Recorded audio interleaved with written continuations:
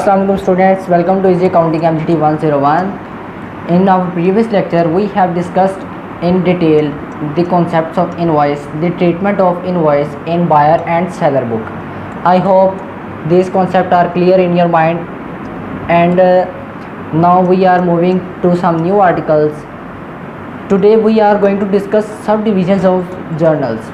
Yes, there are certain subdivisions of journal. I am going to mention here. First of all, we have sales journal.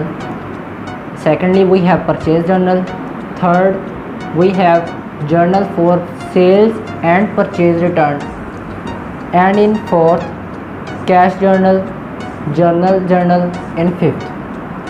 Students, बाज़ औक़ात ऐसा होता है, जैसा कि अब तक तीसरा पॉइंट मैंने डिस्कस किया, journal for sales return and purchase return. ये आपका जर्नल बेसिकली इसके पीछे पर्पज़ ये होता है कि बाज़ औक़ात आपका जो कस्टमर है वो आपको कुछ चीज़ें वापस कर जाता है, ख़रीदी हुई चीज़ें। जैसा कि मैं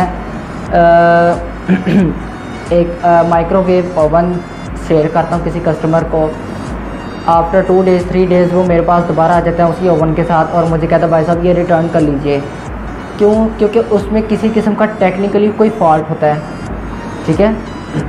तो इस वजह से रिटर्न करना पड़ता है। इसी तरह से ये था सेल्स रिटर्न और होती परचेज रिटर्न।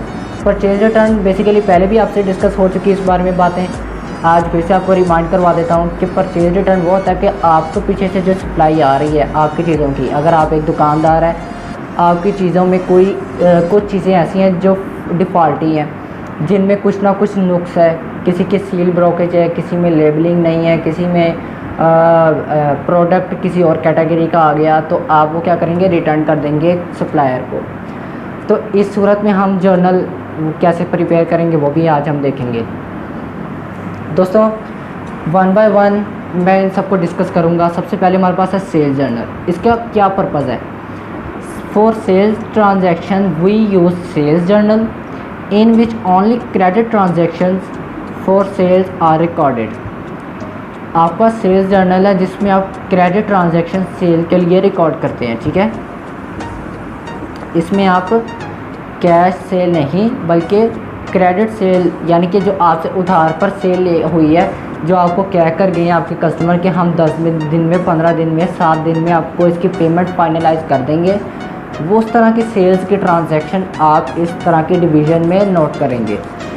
इसका एक बेसिक फॉर्मेट है, वो आपको मैं यहाँ पर दिखाता हूँ, आप अपनी स्क्रीन पे देख सकते हैं।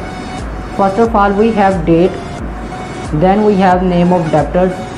डेप्टर्स इसलिए हम डेप्टर्स उन कस्टमर को कह रहे हैं जो हमसे उधार पर चीज़ें लेकर गए हैं। Secondly we have invoice number, जिस पे हमने उस ट्रांजैक्शन को नोट किया। Thirdly we have on fourth number we have the column of cost reference and और at the last we have amount rupees. ये है basic format of sales journal. Secondly we have purchase journal. Purchase journal basically वही इसकी definition है, मैं यहाँ पर read करता हूँ। For purchase transaction we use credit purchase transaction. यहाँ पर जहाँ पर आप सेल्स ट्रांजैक्शंस को रिकॉर्ड करते थे सेल्स जर्नल में, यहाँ पर आप परचेज ट्रांजैक्शन जो क्रेडिट परचेज ट्रांजैक्शन है उनको रिकॉर्ड करेंगे परचेज जर्नल में, ठीक है। इसका भी एक स्पेसिफिक फॉर्मेट है, वो यहाँ पर आप देख लें। सिर्फ एक डिफरेंस है उसका, जहाँ पे सेल्स में नेम ऑफ डेप्टर है, यहाँ पर नेम ऑफ क्रेडिटर होगा, ठीक है। उसके बाद सेम है, वही डेट है, इनवॉइस नंबर है, पोस्ट रेफरेंस है और अमाउंट रुपीज़ है, ठीक है।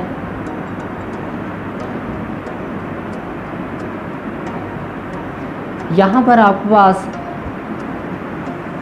चौथा जो हमारे पास है तीसरा है, वो है सेल्स परचेज रिटर्न जर्नल। ये ऐसा जर्नल है जो आप अपने रिटर्न को नोट करने के लिए प्रिपेयर करते हैं। यहाँ पर आपकी बुक में एक लाइन लिखी होगी, maintained for return no format, ठीक है, ओनली मेंटेन्ड फॉर रिटर्न। ये एक ऐसा जर्नल है जो कि आपके रिटर्न के लिए मेंटेन किया जाता है, इसका कोई ख़ास फॉर्मेट नहीं होता, तो ये आप अपनी मर्ज़ी से बना सकते हैं, ठीक है।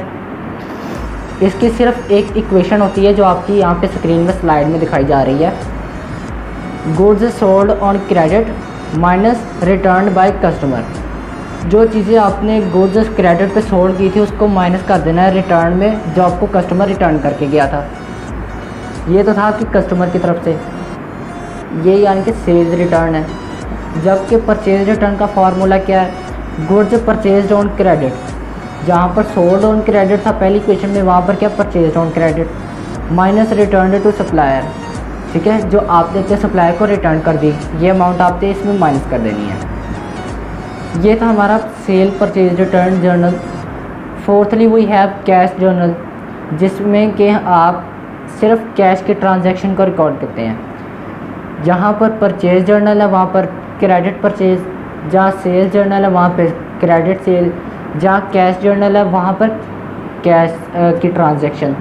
यही वजह है कि आप अपने सेल्स और परचेज जर्नल में सिर्फ क्रेडिट परचेज और सेल को मेंशन करते हैं, कैश